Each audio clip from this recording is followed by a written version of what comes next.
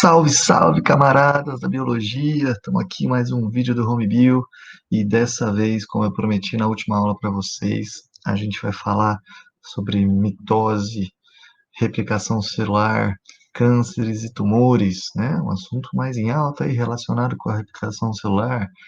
E eu sou o Renan, estou aqui com vocês já em algumas aulas, espero que vocês gostem dessa também.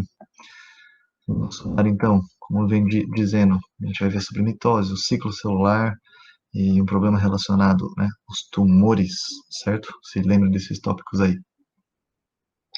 Então, começando, o que é a mitose em si? A gente ouve tanto falar de mitose, né, e de meiose também, mas essa aí é para outra aula, hein? Não é comigo não. A meiose está mais relacionada à reprodução, à formação de gametas, quando a mitose ela é geral para todas as células, todos os tecidos, para replicar as células embrionárias, a reprodução dos protozoários e tudo mais, gente. Então, ele é um dos tipos de divisão celular, lembre-se disso, é uma divisão celular. Por que divisão celular? Porque a gente tem ali uma célula-mãe, que vai gerar duas células filhas com um código genético idêntico a essa célula-mãe, certo? Mas não é três, hein? Acompanha a imagem aí embaixo. Tem uma célula que se divide em duas, beleza? E essa é uma das funções mais fundamentais na manutenção da vida. A divisão celular é muito importante, belezinha? E a gente vai aprender por quê. Primeiro de tudo, apenas células podem gerar mais células. Uma célula não aparece do nada. Não tem essa, não tem que dizer, não vai simplesmente bater um vento e criar uma célula. Para aparecer mais célula, uma célula tem que fazer célula, gente. Tenham isso em mente. E para os seres unicelulares, esse é o único jeito de se reproduzir. Um protozoário, quer dizer, não é o único, tem formas sexuadas alguns também. Mas para a maioria deles, maioria dos seres unicelulares, eucarióticos, você, uma célula se separar da outra é o único jeito de dar continuidade àquela espécie, o único jeito de manter a existência desse ser unicelular. Então, é um processo muito importante. E para os seres pluricelulares, a mitose também é muito importante, porque ela vai trabalhar na manutenção dos tecidos, né, para manter o funcionamento do organismo. Porque o que acontece? Ao longo da nossa existência, nossas células morrem, é, ou nascem mais células têm que crescer, enfim, existem uma série de fatores que fazem com que a gente perca nossas células, o envelhecimento, às vezes uma intoxicação, um ferimento, certo? Se você cortar o seu braço, raspar o seu braço, vamos dizer assim, você vai ter que fazer mais células para repor, certo? Você não vai ficar ali com um buraco. Então as células têm que trabalhar produzindo novas células, mesmo nos seres pluricelulares, as células têm que ficar se reproduzindo. Para isso, a gente tem o chamado ciclo celular. Quando uma célula está ali apenas existindo, né? Ela está na dela, ela só faz uma coisa, ela cresce, ela junta substâncias, ela se mantém.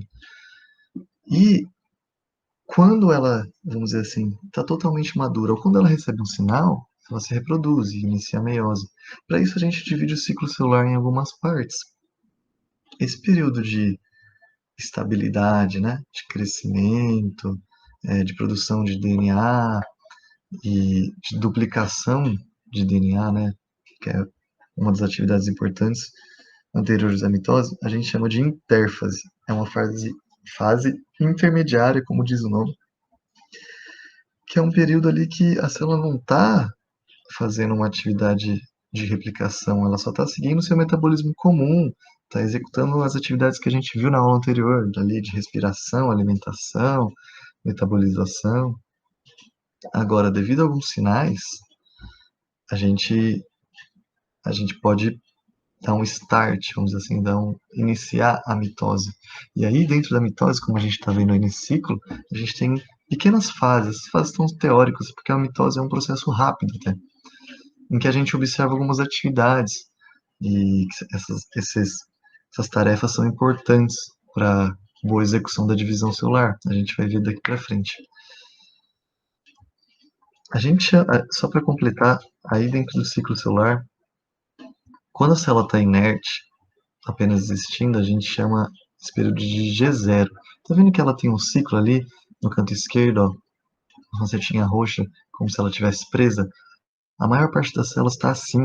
É essa parte que ela só executa atividades fundamentais de metabolização, respiração, alimentação. A partir do G1, esses G são gap, né, de lacuna, o estágio, vamos dizer assim. Quando ela entra em G1, a célula entende que ela precisa agora crescer e duplicar o seu DNA para chegar num período capaz de realizar a mitose. Como a mitose é um processo extensivo, ela requer muita energia, requer que a célula esteja preparada para gerar uma nova. E quando a gente chega no G2, a célula tem que estar totalmente pronta, certo? Com o crescimento e a preparação total para que a mitose ocorra. Mas vamos ver então a mitose em si, que é o evento que a gente está aqui para ver, né? Vamos lá. Bom, então, começando, a gente saiu da intérfase, certo? O período que a gente estava lá só fazendo o trabalho, só a célula está ali só atuando no trabalho dela. A primeira fase a gente chama de prófase, realmente o início, né? As modificações mais importantes observadas são que no núcleo a gente vai ter a formação dos cromossomos, ou seja, o material genético ele se condensa em algumas cadeias, certo? E ele já foi previamente copiado. Então a gente tem ali os cromossomos unidos, a gente chama isso de cromátides irmãs, certo? São cromossomos duplicados, unidos uns aos outros. Essas estruturas vão ser importantes nas próximas fases. Se lembrem dos cromossomos, que é agora o material genético da célula pronto para se dividir. Outra formação importante são o que a gente chama de fusos mictóticos, que são formados, na verdade, por feixes de microtúbulos ligados a uma estrutura que a gente chama de centrosomo, certo? Os centrossomos, eles puxam esses microtúbulos, que são como se fossem linhas, certo? Do esqueleto celular, do citoesqueleto, em direção a uma região mais equatorial. Mas na prófase, a gente vê só a formação desse centrosomo e dos microtúbulos ali começam a se distanciar. Quando a gente chega para a próxima fase da mitose, que é a metáfase, agora a gente vê que os centrosomos estão bem posicionados nos opostos das células, nos polos opostos das células, porque vai ser função deles ligar esses microtúbulos aos cromossomos e puxar esses cromossomos um para cada lado e fazer um plano equatorial que divida a célula. Como a gente está vendo na imagem circulada aí, ó, os cromossomos vão estar bem no meio dessa célula e esse meio vai se dividir para gerar as novas células, certo? Então essa fase, o mais impressionante é, os cromossomos agora eles deixaram o núcleo. Vocês estão vendo ali, ó, que não tem mais núcleo, o núcleo é desfeito, o material genético está todo ligado a esses microtúbulos para ser puxado para as extremidades da célula, certo?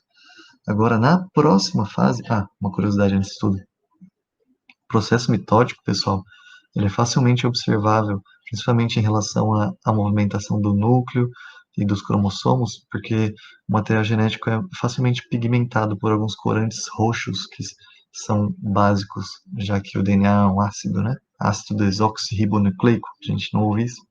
E olha essa imagem de microscopia aí.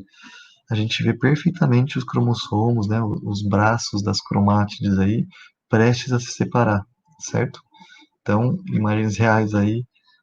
Mais para frente a gente vai ver um vídeo da mitose em tempo real por microscopia de fluorescência. Vocês vão adorar, gente. Show de bola.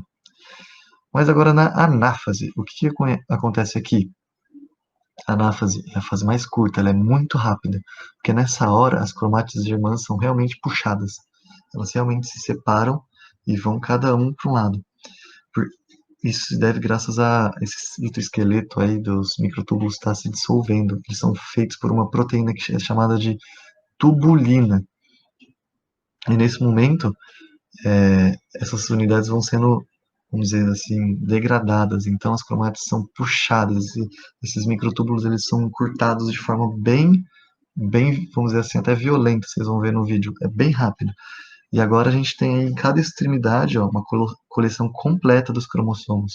Então aquele material genético que foi duplicado ali dos cromossomos agora Foi um para cada lado e a gente tem agora o genoma completo para cada lado dessa célula. E, finalmente, agora na telófase, já que a gente tem o material completo agora separado, o núcleo volta a, a ser refeito. Agora nós vamos ter dois núcleos, porque agora a gente vai ter duas células, certo? É o objetivo da mitose, gerar outra célula.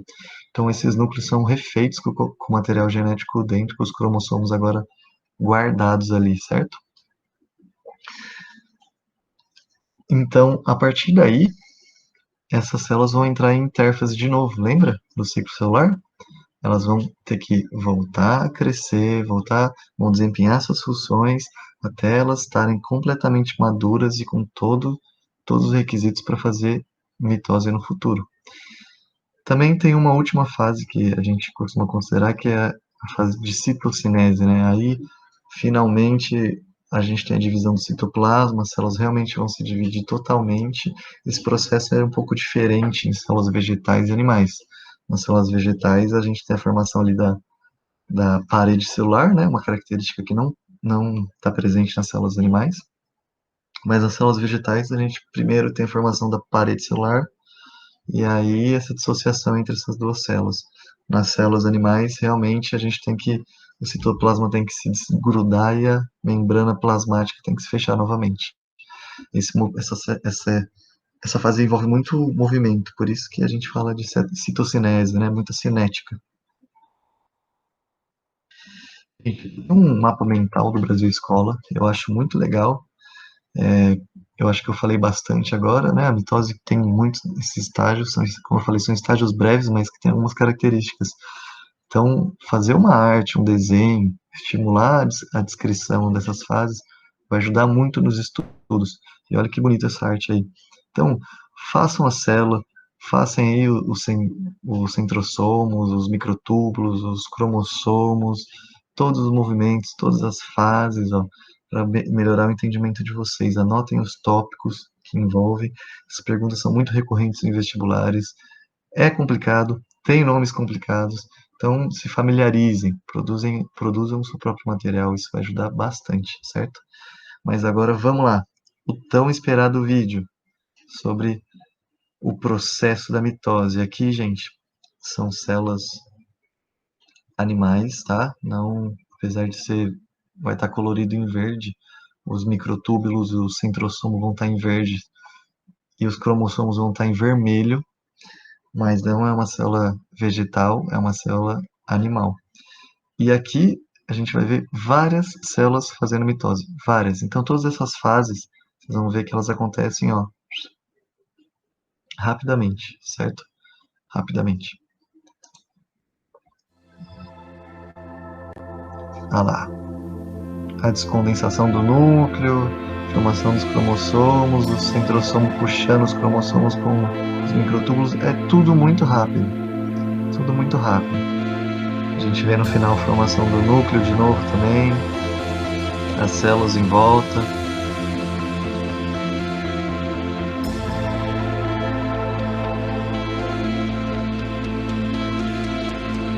Olha só as células se dividindo, o núcleo se formando de novo, ó, ficando colorido em vermelho.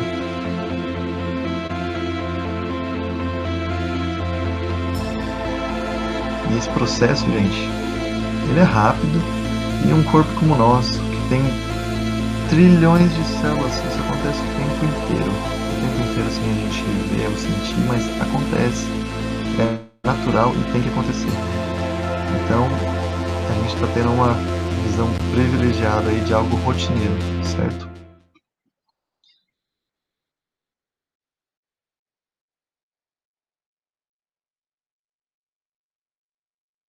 Bom, mas continuando, eu falei para vocês hoje que ia falar um pouco aqui de um assunto bem atual, né? Que são os tumores.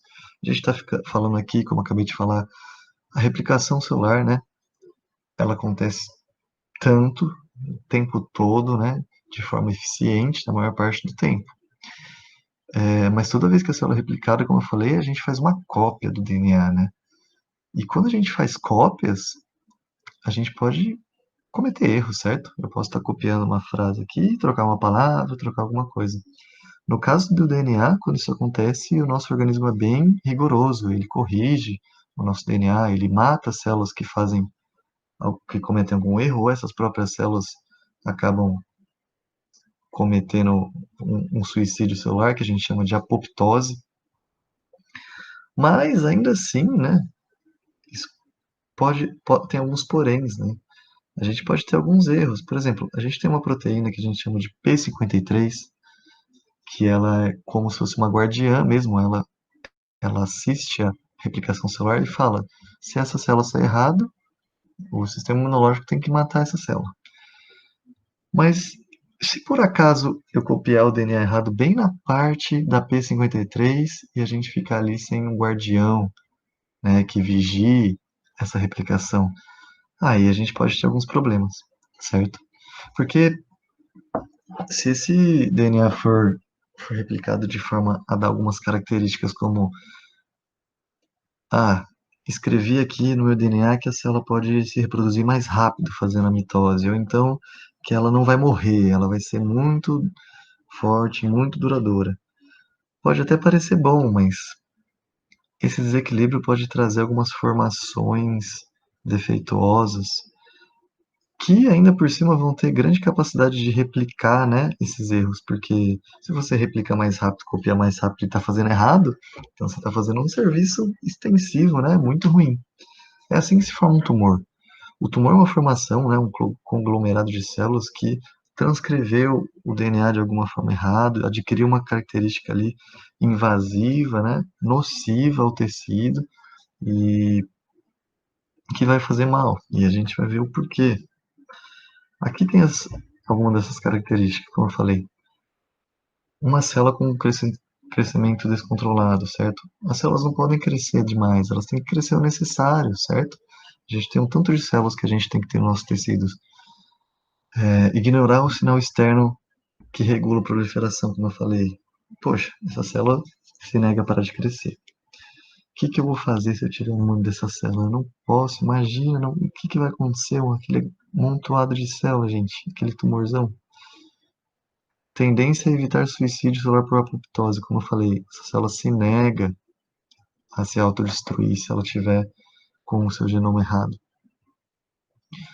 Elas são instáveis, elas têm alterações nesse DNA e também no citoesqueleto elas têm formas que a gente vai ver aqui que são estranhas, certo?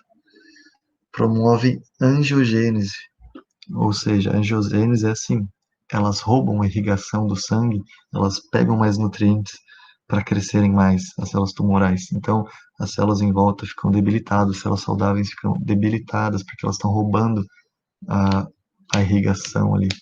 E o mais importante que está em rosa, gente, é a capacidade de se desprender do tecido original, certo? Ela perde a adesão celular. A gente chama isso de metástase. A partir do momento quando uma célula tumoral faz isso, ela é considerada maligna, porque ela vai poder migrar para outros lugares do seu corpo e infectar outras partes também. Exemplo, se você tiver uma célula tumoral no seu pulmão, essa célula pode ir para os seus ossos e causar uma série de complicações. A partir daí a gente tem o chamado câncer, uma doença que atinge a gente hoje em dia, como a gente vai ver, de forma bem rigorosa. Quais são as causas desses tumores que geralmente, mas nem sempre podem levar ao câncer? A gente vai ver a diferença entre o tumor benigno e maligno. Mas de forma geral, essa desregulação no DNA e na replicação das células se deve a alguns agentes, alguns fatores, certo? Porque o nosso DNA só se replica errado, na maior parte das vezes, pela influência de algum fator. Como é um processo delicado, né? Você copiar uma molécula como o DNA, se você tiver sob a influência de algum desses outros fatores, essa cópia pode ser errada. Primeiramente, fatores biológicos. O primeiro fator à esquerda é a hereditariedade. Você pode herdar a tendência a ter tumores ou cânceres dos seus antepassados, mas essa é a menor causa. A Organização Mundial da Saúde diz que apenas 5% dos casos de câncer são hereditários, certo?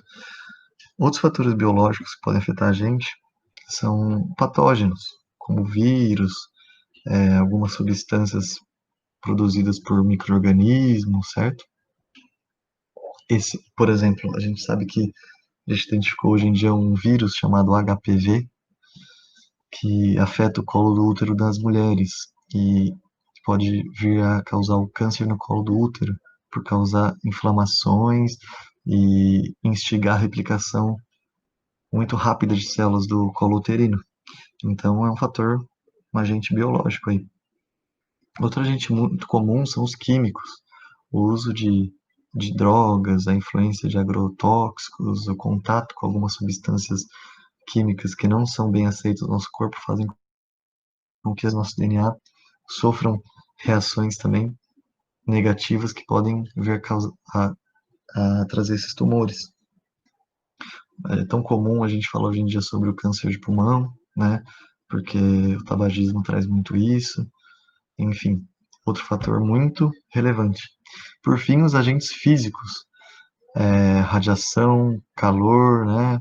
A gente ouve tanto falar que a radiação ultravioleta do sol influencia a nossa pele, né? A gente pode ter câncer de pele, porque essa radiação também interfere nas reações que envolvem a manutenção e replicação do DNA, certo? Então, todos esses agentes podem estar aí causando os tumores e trazendo câncer, e a gente tem que se prevenir. Na nossa rotina, hoje em dia, é muito fácil a gente estar em contato com todos esses fatores, é muito comum. A gente tem uma série de políticas públicas de saúde que alertam a gente para o uso controlado de algumas substâncias, para a gente fazer exames, para a gente evitar fatores de risco, principalmente relacionado a isso, certo? E qual que é a diferença, então, entre o tumor benigno e o tumor maligno? Quando a gente fala tumor benigno, não é que ele vai fazer bem, os tumores dificilmente, não conheço nenhum caso de um tumor que desempenha uma função que melhore a vida de alguém, mas um tumor benigno é simplesmente que não traz aí, vamos dizer assim, não vai trazer uma doença grave ou um estado clínico preocupante para quem desenvolve ele. Ao contrário do tumor maligno, que está relacionado ao câncer, que a gente vai ver agora.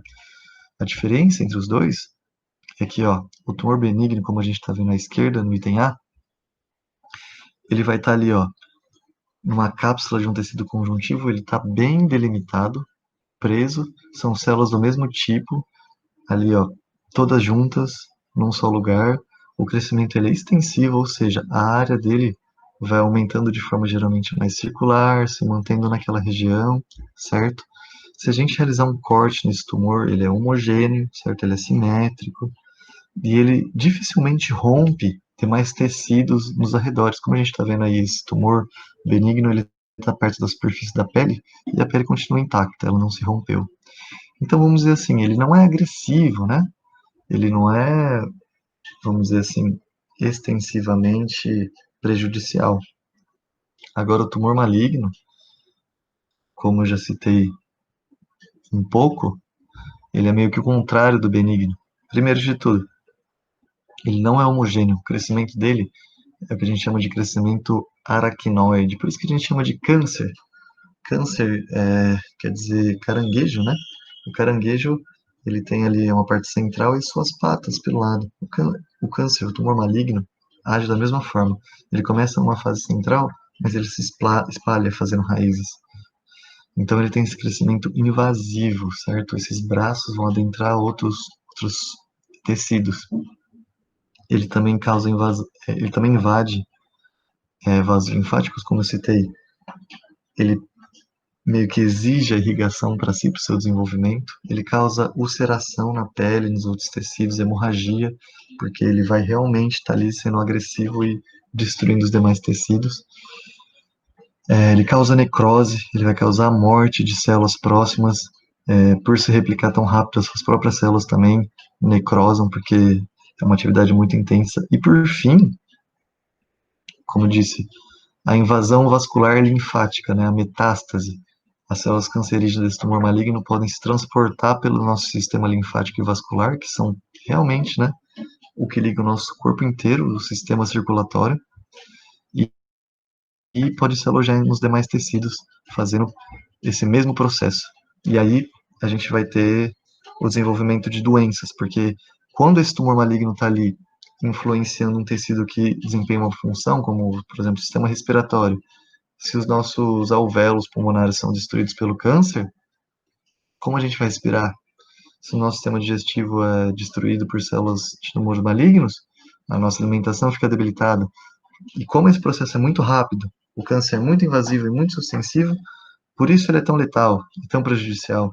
Por ele produzir tantas células, essas células se espalharem pelo corpo, por isso ele é tão difícil de tratar, porque são muitas células se reproduzindo, fazendo atividades e invadindo células saudáveis. Então o tratamento é muito complicado.